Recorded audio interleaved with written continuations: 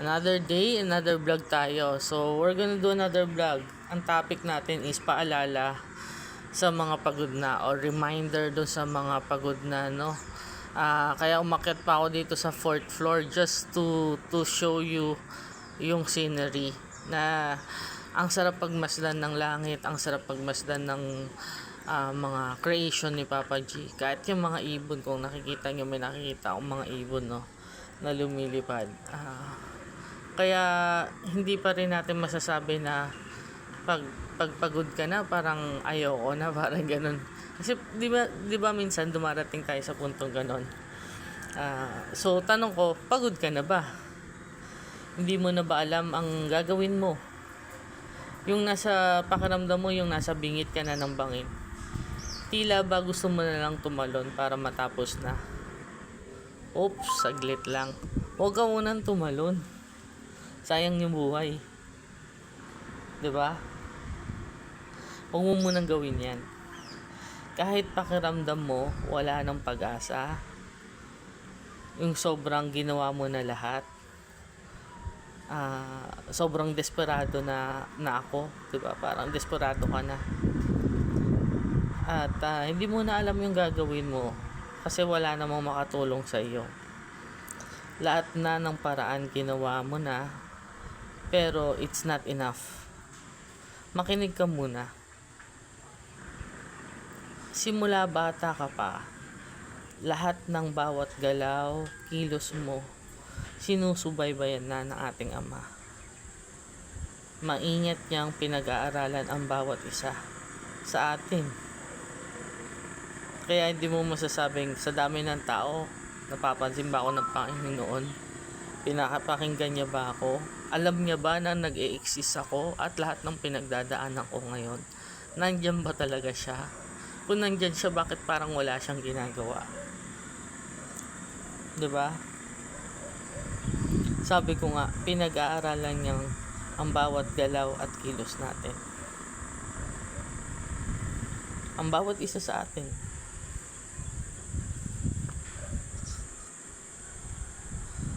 Sabi mo pa nga, 'di ba, minsan, lahat na ginawa ko na, lahat ng pinakakaya ko, ibinigay ko na, best effort, kumbaga.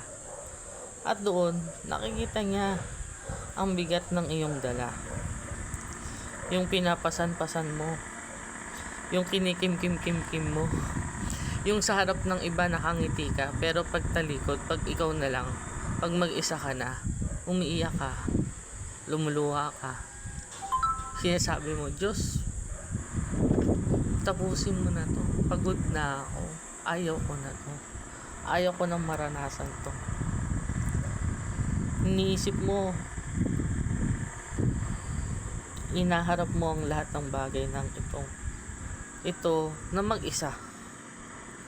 Namumuhay kang mag-isa, malungkot at puno ng sirang mga inaasahan. Lahat ng expectations mo hindi na-meet, hindi mo nakukuha. Inaasahan kong makuha to para magamit ko doon, para hindi na ako magka-problema sa kabila. Parang gano'n. Pero hindi mo malamang nakuha sa desired time, sa ine-expect mong oras o panahon.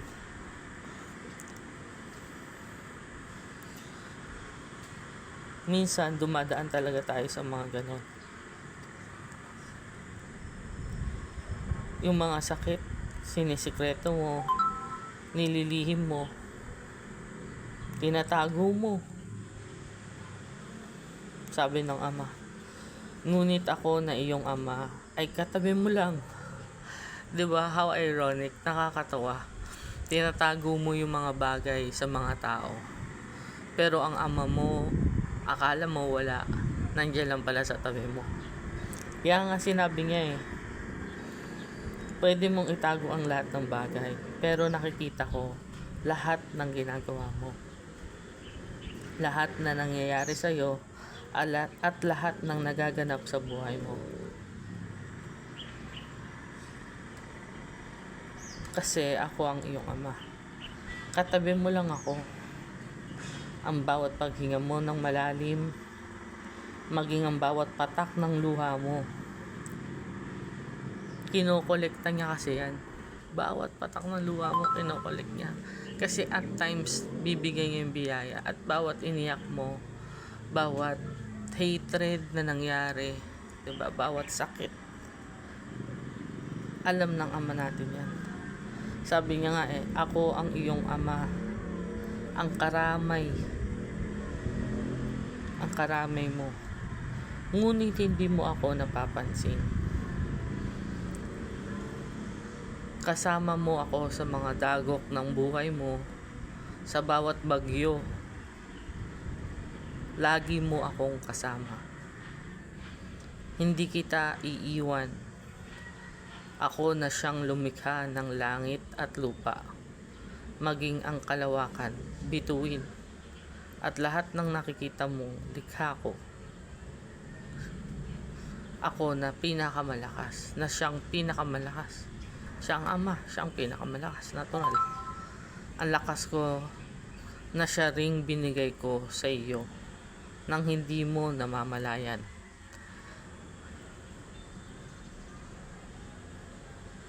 Kaya nga, ngayong buhay ka pa at lumalaban, sinasabi ko sa iyo, ang pagkakamali ay naganap na. At tinatanggap ko. Ngunit gusto kong harapin mo ang buhay ng may pag-asa. Kasama ako.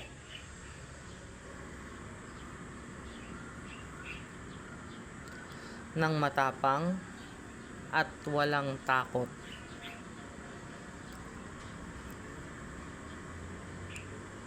Kasi gagabayan kita at tutulungan. Hindi kita pababayaan. Hindi kita hahayaang mawala. Hindi kita hahayaang mamatay. Mahal kong anak. Yan ang sabi sa atin ng Panginoon. Napaka-ikli lang, pero the words of God is always there to encourage us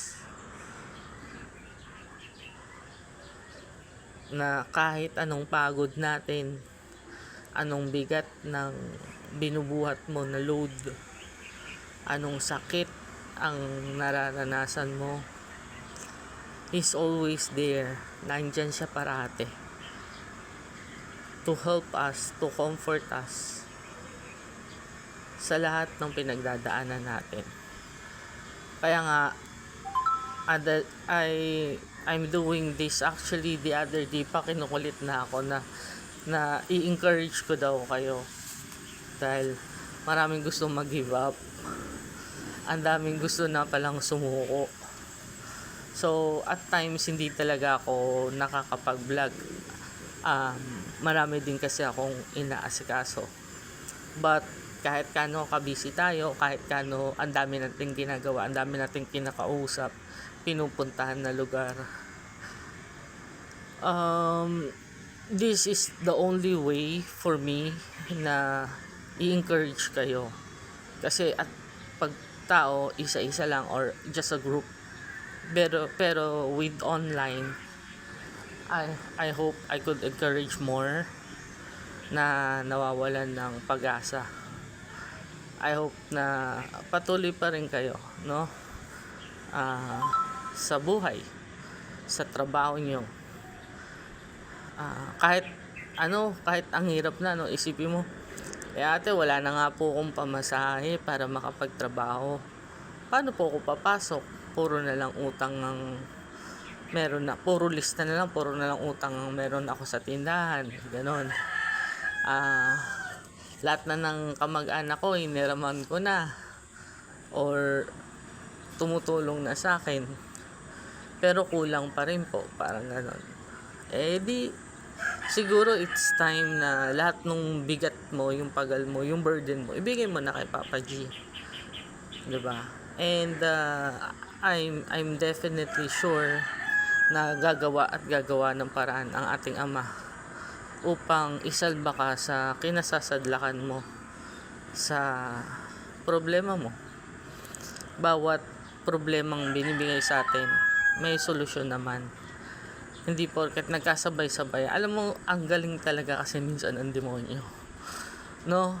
Ang demonyo, parang sunod-sunod talaga yung bibigyan niya sa problema. Diba? Halimbawa na lang ngayon, biglang ang taas ng Meralco, diba? Ang taas ng mga kuryente, sobrang init. So, mas mataas yung konsumo natin. So, at times na out of budget tayo, diba? Lalo pag may mga anak.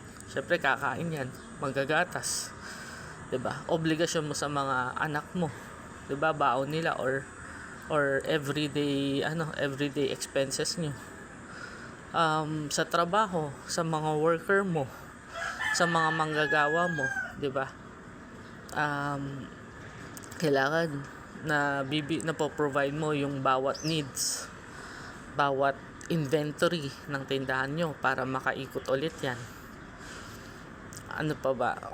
Ang daming problema na pwedeng sabay-sabay sa pamilya, sa partner mo, sa asawa mo, sa anak mo, sa magulang mo, sa kapitbahay mo. Lahat na ng relationship mo. Maaring magsabay-sabay yan, no? Sa panggugulo sa'yo. And at that trial, tinitignan lang talaga sa atin kung give up tayo o hindi. Kung susuko ka ba o hindi. 'Di ba? Kasi alangan namang sabi ng demonyo, ay banjing lang ako dito kasi hindi ko na masyado tatargetin yan. Siyempre alam niya na pag malapit ka sa Panginoon, ikaw yung target niya. Ikaw yung uunahin niya. Ikaw yung sisirain niya. Ikaw yung guguloyin niya. Kasi hindi ka na makakagawa ng word of God, 'di ba? Hindi mo na mapapalaganap yung salita ng Panginoon. Unang-una sa lahat. Kung nasa ministry ka, kung pastor ka, 'di ba? Ang daming pastor, minsan magugulat ka. Na sobrang depressed, 'di ba? Nagka-depression. Kasi hindi naman po lahat ng pastor well-off or well-to-do. Kumbaga, ang dami pong pastor dyan o manggagawa ng Panginoon na doesn't have enough money para ma-sustain yung family. 'Di ba? And siguro yung mga nakakaluwag, dapat nakikita din natin yon na wala naman palang sweldo yung pastor na yan. Maliit lang na congregation o malaki man na congregation pero not enough yung binibigay. Siguro tayong members ang kailangan mag-step up, tumulong kahit paano. 'Di ba? Mag-provide sa kanila para kahit paano naman they could do the work of God. Paano nga naman po nila gagawin yung salita ng Panginoon, yung pagpapalaganap ng salita ng Panginoon kung sila mismo nauubos din, nadideplete din, walang financial help? Di ba po dapat tayong mamamayan ang unang tutulong sa kanila?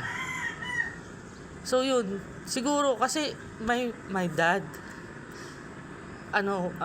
pass away na po, patay na siya. But he's also a pastor, a reverend, Dr. Reverend Antonio Ong, ang tatay ko.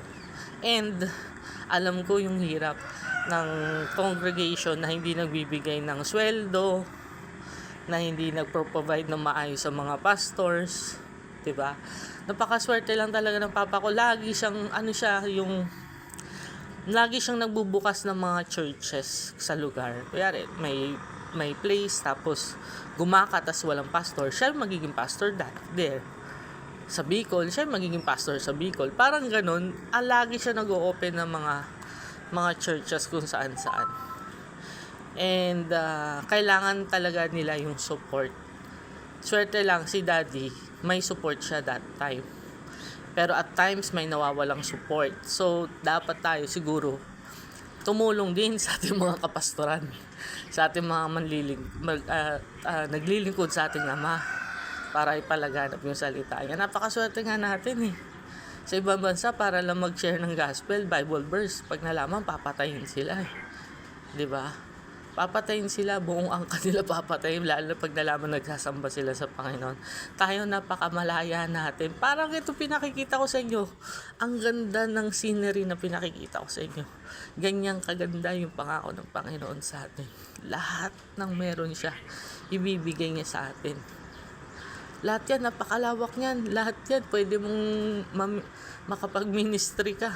pwede kang malaya kang magbigay ng ng gospel, mag-share. Sa iba hindi natin pwedeng gawin, no? So yun lang, ano pa ba? Oh, okay. Ngayon, hindi ko kasi to lagi ginagawa, pero lately medyo ina-advise ko na, no, for those who want to donate sa ating ministry din pa pala. For us to proceed para maituloy-tuloy natin tong ginagawa natin. Pag-sharing sa inyo, pag-encourage sa inyo. Any donations na gusto nyo po, we're accepting donations na po through our GCash account or PayMaya account or Land Bank account. Yan. Yung mga yan, ang GCash natin and PayMaya, the same lang. Yung number is 0920-234-2275. 0920-234-2275 under my name, Boots Melanie Ong. Any kind or donations na gusto nyo, nagtumatanggap na po kami. And yung bangko po nandun sa YouTube account natin. Tingnan natin kung malagay natin sa pin comment po. And ano pa ba? Ayun, di ko na pahabain kasi baka mahirapan tayo upload yung video. So till our next video, by the way, mag-pray tayo, no? Kasi sobrang sinasabi sa akin, kailangan talaga maibigay itong